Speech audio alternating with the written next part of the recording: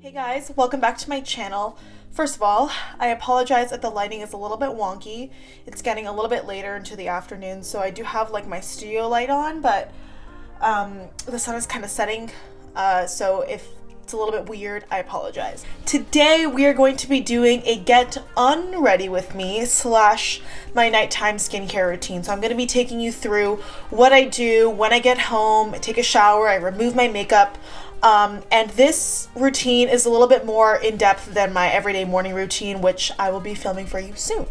I want to mention a couple of things. First of all, this skincare routine kind of varies with products and different things that I kind of alternate through. So you'll be seeing me doing a mask tonight. Sometimes I don't do masks, sometimes I use a different mask, sometimes I use an exfoliating scrub, sometimes I use my Clarisonic, etc., etc. I'm going to be just showing you one variation of my skincare routine because I'm kind of like a little bit psycho when I plan out my routine in my planner, like when I'm going to exfoliate, when I'm going to do a scrub, when I'm going to do a face mask. So all of that is very much scheduled for me, and I want to make it clear, I was having a really good skin day. Obviously you can't tell, but when I take this makeup off, you'll see. I was almost not going to film this video today because I have like a nice little breakout going on over here, and I was like, should I be self-conscious? And then I was like, no, everybody has breakouts. I mean, I am prone to them, but obviously I want to make it known, and I don't want anybody to ever feel like insecure about them because we're all human and we all get them. So this is just one of my bad skin days, and you're gonna get to be a part of that, so welcome. But yeah, let's go ahead and get started. So I'm going to be going to the bathroom to kind of rinse off in between steps, just because I'm in my bedroom obviously, and I don't have my sink here.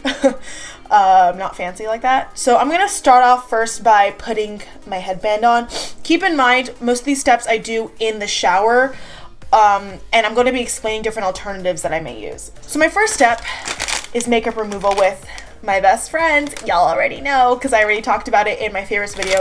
These are the Pure and Gentle makeup remover wipes. Always, always, always remove your makeup, no matter if you've already showered and you've gone out and you come back and it's 3 in the morning. You always, always, always need to remove your makeup. And even if it's super late, I will remove my makeup and wash my face, because I always recommend going in and washing your face after you remove it with a wipe or an oil. Sometimes I use an oil. Actually, as I've said, if I'm showering, removing my makeup in the shower, I will just use an oil because it's so convenient.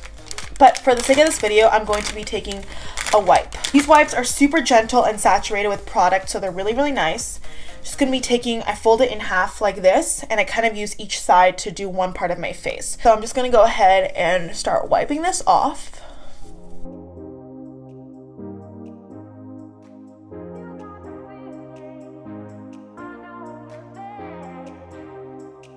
I just kind of find a blank spot on my towel, and I wipe with my lipstick. And then I just take whatever's left and kind of gently press on the eye. I don't really want to rub it too much because the eye is super sensitive, but I'm just going to go ahead and take this off. Here we have my bare face in all its glory. And as you can see, this wipe is saturated with product. So I'm going to go ahead and rinse it off real quick before I go ahead and actually use a cleanser. So I will be right back. All right, so now I'm back with a damp face. I'm going to go ahead and use my cleanser, my Juice Beauty Blemish Clearing Cleanser. Surprise, surprise. This is my everyday cleanser on days where I'm either using my Clarisonic or just my hands. I'm just going to pump this once into my skin like this.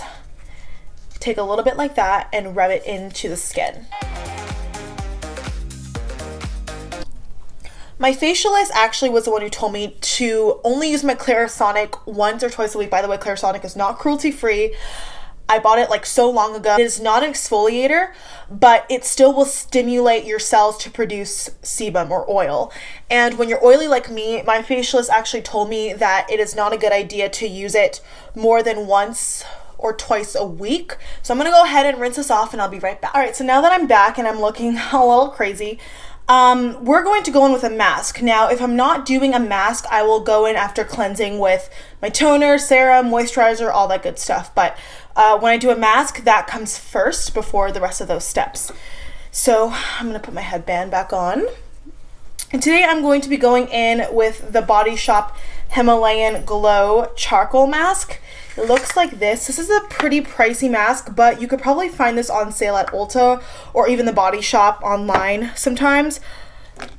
And it looks like this. As you can see, I've kind of run through with it. I really like the way this mask feels. It dries quickly. Bless you, Maple. It is an exfoliating mask, so when you take it off and you scrub your face to rinse it off, it does exfoliate your skin. So I'm going to be taking a flat foundation brush. You can use this. I personally find that a brush applies masks more evenly than your fingers and also is a little bit more sanitary. And I'm just going to dip it into here and kind of do one side of my face at a time because it does get pretty messy.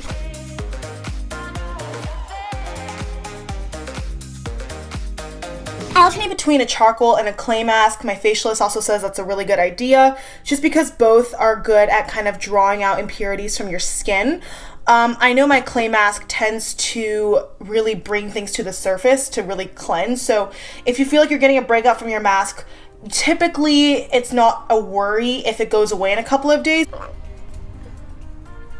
And when you're applying masks, you're going to want to be careful to avoid the eye area, like right where your under eyes start. Don't ever put mask there because it's too harsh.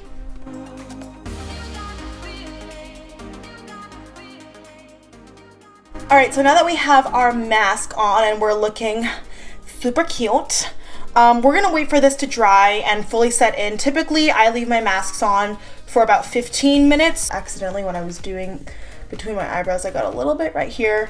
That shouldn't be too much of a worry. You can already see it's drying. See how it's a little bit lighter right there as opposed to like here.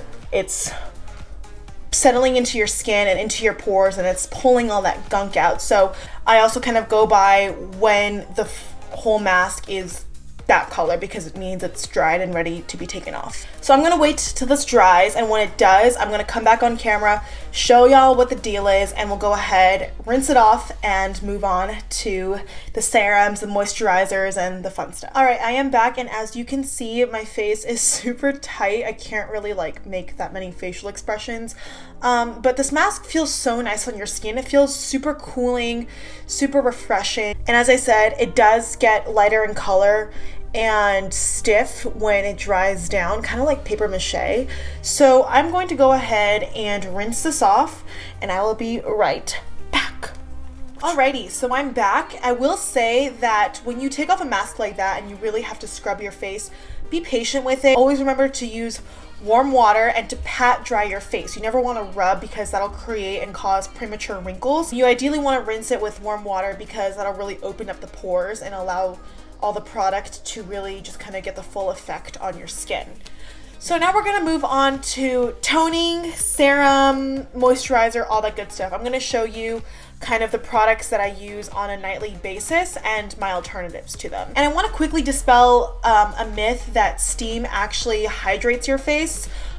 It doesn't, so that actually kind of caught me by surprise because whenever I'd be doing dishes and steam would like pour out from the sink, I'd be like, facial, but no, it actually dehydrates your skin. So just be wary of that. You can go ahead and do a little bit more research if you are really, really concerned about that.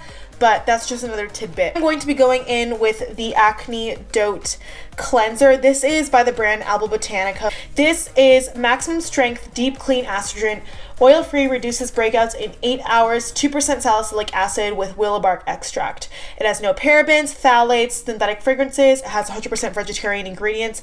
I really like this stuff. As you can see, I've used quite a bit of it. So I'm going to go ahead and take this and kind of saturate this cotton ball and just kind of go all over my face. Toner is really good at closing your pores. You know, I mentioned warm water opens up your pores. Toner is really, really good to kind of close everything and to get the remainder of the makeup that you may have missed off your face. So I'm going to kind of focus on my problem areas, my T-zone, my forehead. My face is a little bit red from that mask because it kind of pulled a lot of stuff out. So after toner, my skin is a little bit dry, especially from the mask. So I'm going to go ahead and kind of bring some life back into it with the Mario Badescu facial spray with aloe, chamomile, and lavender. I talked about this in my favorites video. I love it. I have all the variations, but I really love this, especially at night. So I'm just gonna go ahead and spray it. Now, you don't want to overly saturate your face, and you're going to want to wait for this to kind of dry and settle into your skin before you go in with a serum, which is my next step. I'm going to be using the Clarity Vitamin C Serum. It looks like this. I got this off Amazon. I believe it was relatively inexpensive, like less than 20 bucks. This is great. It has 25% vitamin C, hyaluronic acid, jojoba oil, and vitamin E. Jojoba oil and vitamin E are really, really good natural moisturizers for oily skin. Hyaluronic acid is just a good source of hydration in general, regardless of what skin type you have. And the vitamin C is great for acne scarring. As I've mentioned, I have a lot of marks and pigmentation. Most of it is flat, but my skin scars super easily, as I've mentioned in my first video. So I really rely on vitamin C at night to kind of help control those dark spots and kind of help fade them. Other good ingredients for acne scarring are pumpkin and what's the other one? Tomato. So if you're looking for other alternatives, those are really good too. I'm going to go ahead and just do one pump on my fingertips, rub it on my chin, around here. I don't actually do this all over my face. I kind of concentrate it around my mouth because that's where I have the most pigmentation, and bring it on any marks or blemishes on my cheeks, but I don't really have that many on my cheeks, and on my forehead. So I kind of do one pump on my mouth area and then the other pump on my forehead, and I really kind of like to press it in. Always want to apply serum before moisturizer, but if you're going in with an oil, like this oil, I'm actually not using this today. I'm going to explain in a little bit. But if you want to go in with an oil, you should use that last, after your moisturizer. So for moisturizer slash night cream, today I'm going to be using the Body Shop Soothing Night Cream for sensitive skin. This is just a really nice moisturizer. It feels really nice on the skin. It feels like velvet. And I only use this on days where I use that charcoal mask because it took so much out of my skin. I really want to use a night cream instead of my usual daily tea tree lotion from the Body Shop, just because this is a little bit more hydrating. Sometimes I will go in with the argan oil, but today I'm just kind of feeling like this texture. Honestly, they're both great. So I just kind of take a little bit like this, pat it on my skin, and rub it in.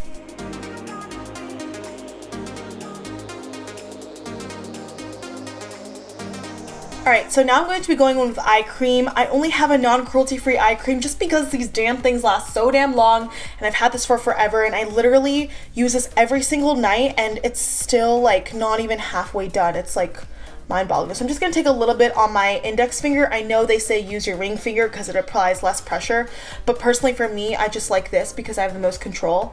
And I just tap very lightly underneath my eyes.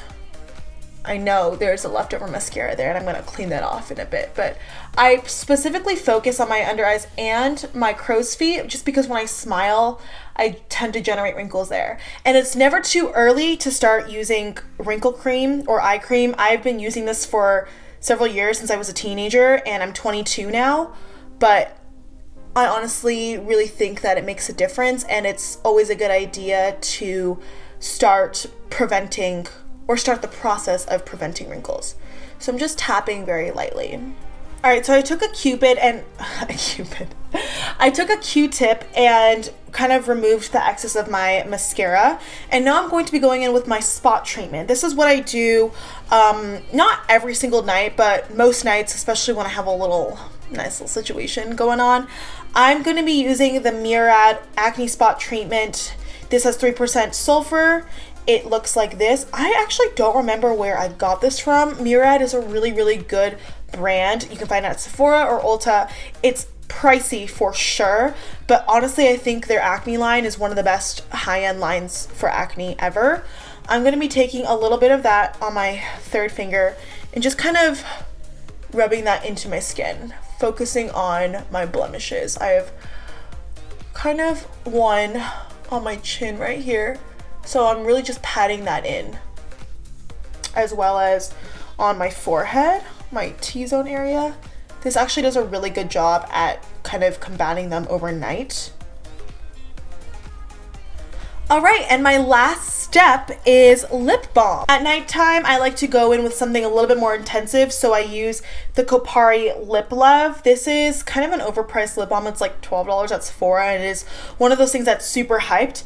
I really like it. I don't think it's like everything and more, but I do like the consistency. I kind of squeeze a little bit.